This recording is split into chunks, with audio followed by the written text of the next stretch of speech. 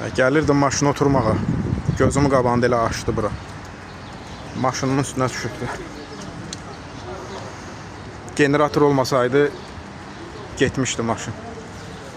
Şükür Allah. Bakıda güclü külək nəticəsində Nəsimi rayon ərazisində ağac aşıb. Hadisə zamanı ağac yol kənarında park edilmiş Prado markalı minik avtomobilin üzərinə düşüb. Hadisə nəticəsində avtomobilə ciddi ziyan dəyib. Xoşbəxtlikdən xəsarət alan olmayıb.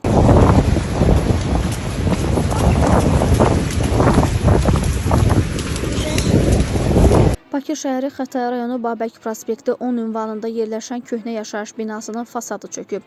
Hadisə nəticəsində bina qırıntıları yaxınlıqda park edilmiş avtomobilin üzərinə düşüb. Hadisə barədə görüntülər qaynar xəttimizə daxil olub. Kadrlardan görünür ki, bina divarının bir hissəsi uçaraq nəqliyyat vasitəsinə ciddi ziyan vurub.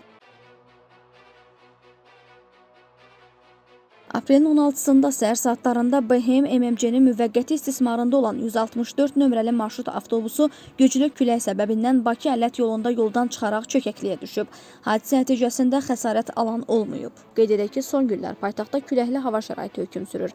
Mütəxəssislər və rəsmi qurumlar belə havalarda açıq ərazilərdə ehtiyatlı olmağı tövsiyə edirlər. Azərbaycan Dövlət Pedaqoji Universitetinin tələbəsi dünyasını dəyişib. Bu barədə universitetin sosial şəbəkə hesabında bildirilib. Məlumata görə universitetin Kimya və Biologiya fakültəsinin kimya müəllimliyi ixtisasının 1-ci tədris ilinin tələbəsi Balaxanım Əliyeva vəfat edib.